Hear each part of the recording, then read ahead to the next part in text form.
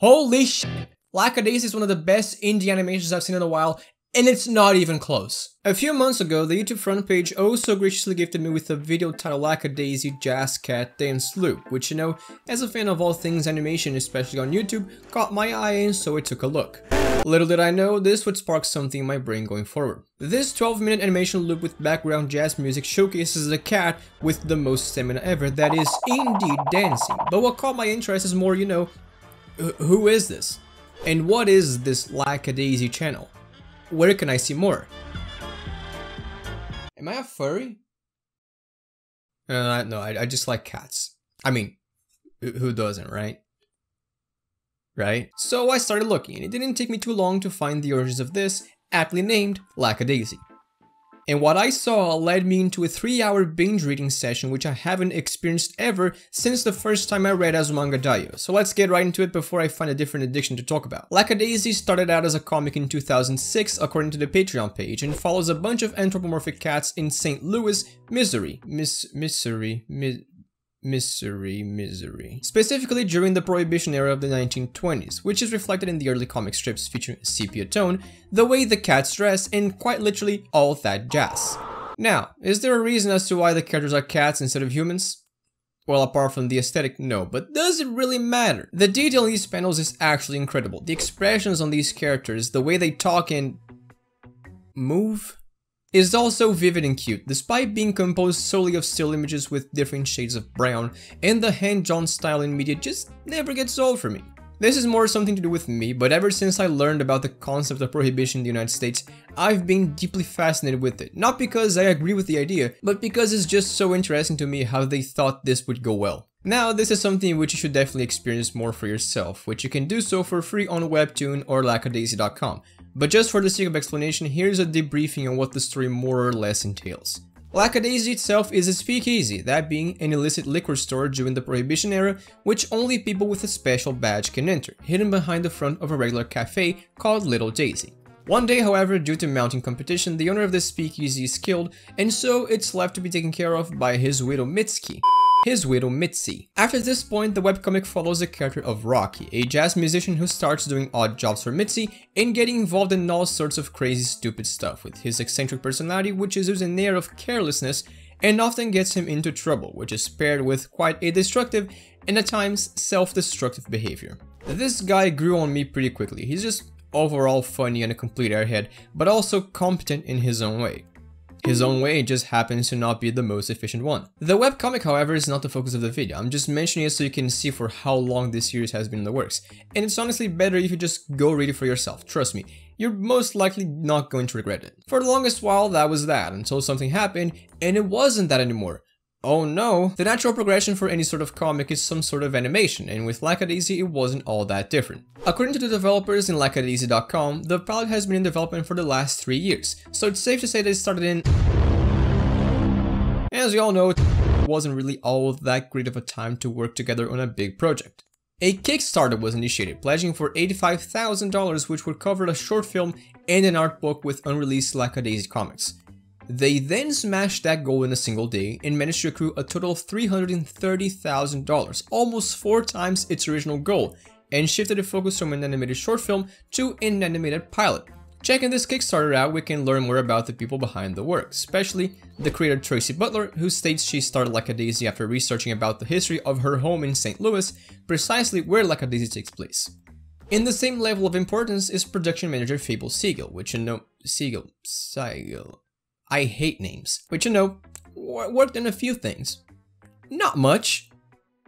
They just did work for Titmouse, Starburns, Has-Been Hotel, Cartoon Network, Stupid Monkey, Warner Bros, Shadow Machine, and 6 Point Harness. So yeah, like, not that much. And of course, an animation is nothing without voices, in most cases. But we'll talk more about them as we'll go along. This brings us to last week, when the Lackadaisy pilot was released on YouTube. This video currently sits at 4.5 million views, which is incredible for any sort of pilot episode. Now, this wasn't the first video on the channel, nor was the Jazz Cat Dance Loop one, as the people behind this have been doing Patreon live streams on the channel ever since 2015, and teasing the animation ever since 2020, but it quickly shot up to being the most popular video on the Lackadaisy channel. Taking a look back at this, it's unfortunate that I didn't get to see the entire development of the series, because I can definitely see how it would have been much more impactful for those who have to see the pilot being released. Taking a look at these previous videos and compare them to the pilot released a while back goes to show how the development of Lackadaisy was incredibly meticulous, which is only amplified by the fact that it isn't even complete yet, something which people might not even notice at a glance. That's just how good this pilot looks. Hey, it's me from the editing room. There's gonna be more inserts. This is not the last time you're gonna see me. I feel like I should mention this because it's a pretty gross oversight on my part.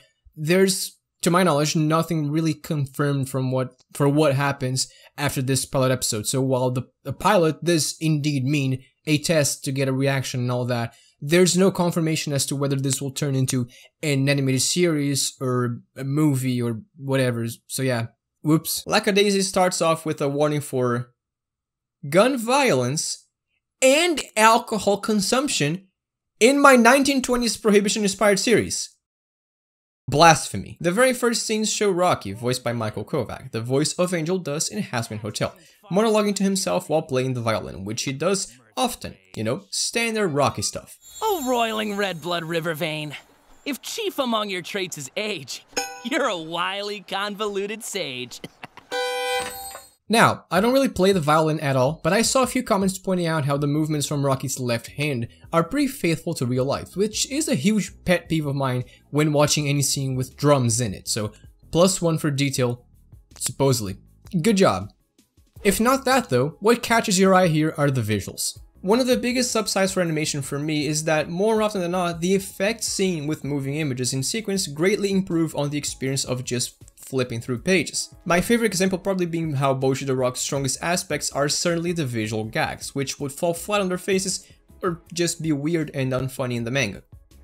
Please explain to me how that one scene of Hitori turning into a 3D model and getting smashed into a bunch of bricks would work. It's not that you can't do slapstick properly or have bombastic visuals in a manga, just look at Nichijou. My point is that, more often than not, animation will simply improve on whatever it is adapting if enough effort is put into it.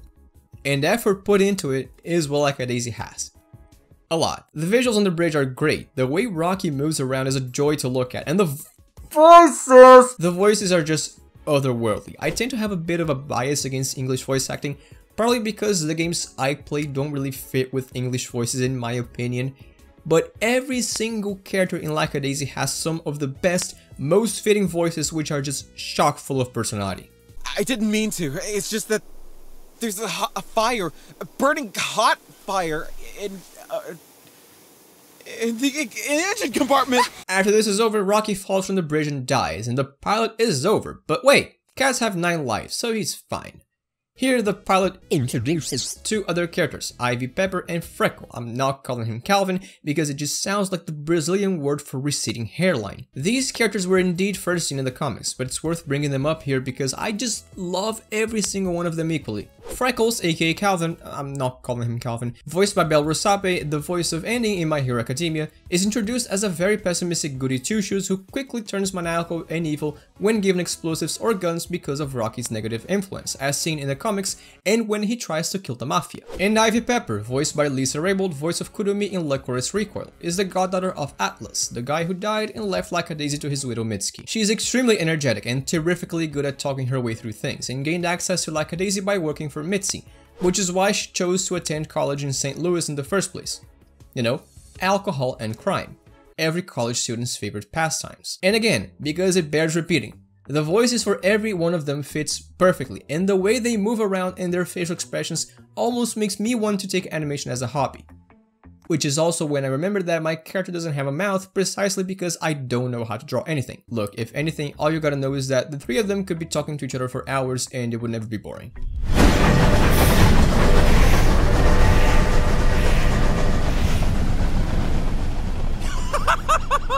Gora! Oh, for a moment there I thought it was your mom. I like how they puff their tails here and even hiss at things at other moments. The only thing missing is how they're not running in place like real cats do. They are here in the dead of night because they're defiling graves. More specifically, a coffin full of Canadian whiskey! Cause you know, prohibition and all.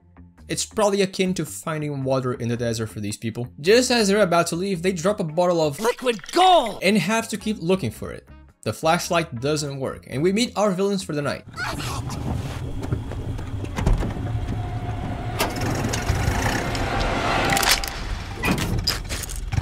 Excuse me?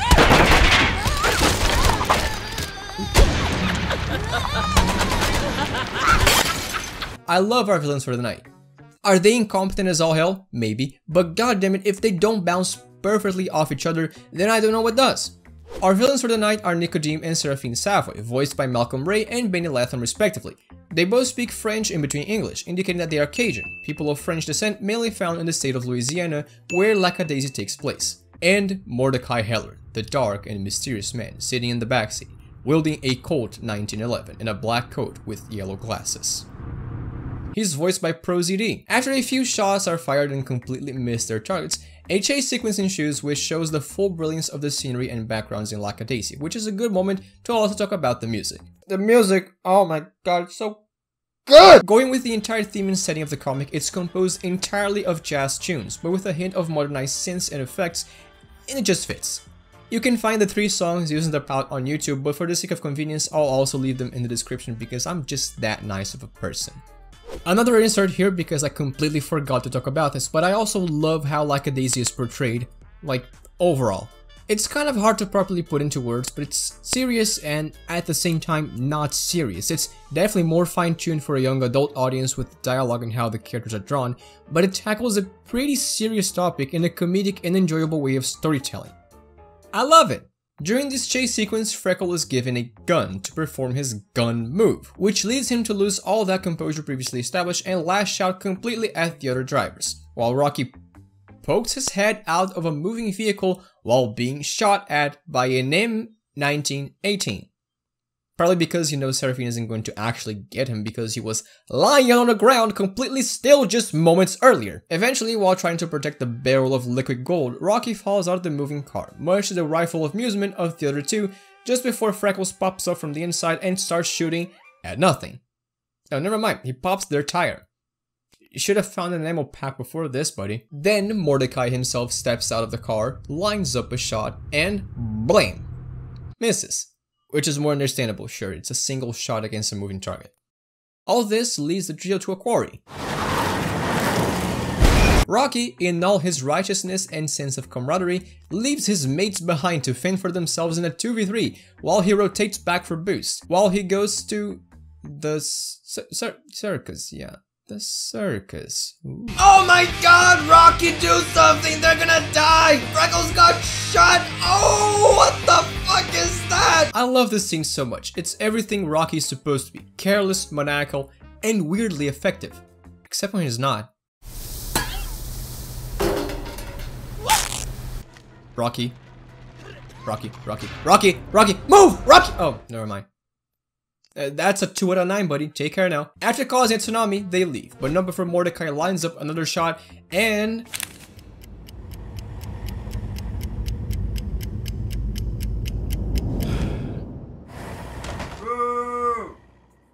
Fucking loser. After a setting shift, we're introduced to the main face behind Lackadaisy Speakeasy, Mitzi May, still talking to Atlas, or rather, a charming painting of him, because you know, he's death. The Lackadaisy Speakeasy though. Wow, this place is insanely pretty. Even though you can barely see any of it most of the times because of the background blur, you can tell it's built to be an important place for whoever has the money and permissions to go there.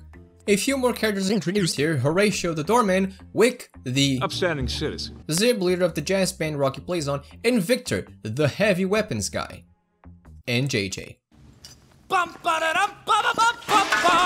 Hello. We made it, everyone! Sorry. We made it! About the carpet.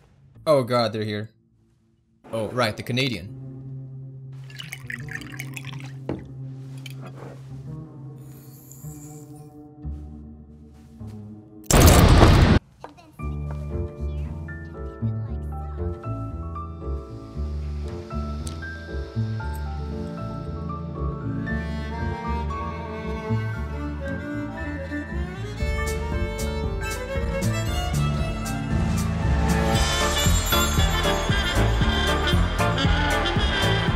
Yeah, I know, abrupt ending. It's a pilot, what do you expect? All in all, Lackadaisy is one of the best animated, well, anything I've seen this year, and coincidentally, another one with cats in it. I know it's only April and there's a lot of things to be released throughout the months, but it's definitely, without a doubt, in my top 3. In fact, let me talk about the animation and backgrounds once again. Something which I didn't mention before is how this was made by over 160 incredibly talented people around the world, which is frankly insane from the perspective of someone like me, who has zero idea how so many people can work on a single project from afar. The visuals are bombastic, and even if you can see the guidelines using the characters, since this is a pilot, I can confidently say that if the entire film looked like this, I wouldn't have a single problem with it. For example, when Lackadaisy is shown, the location that is, it's just so pretty I could die, and even if you can see that it's definitely not finished, the short dream sequence that plays at the end could honestly just be left at that and I'd be more than satisfied. The action scenes, the backgrounds, special effects, every single character, it's all so intricately designed, and it pains me that I'm not seeing that many people talking about this out there.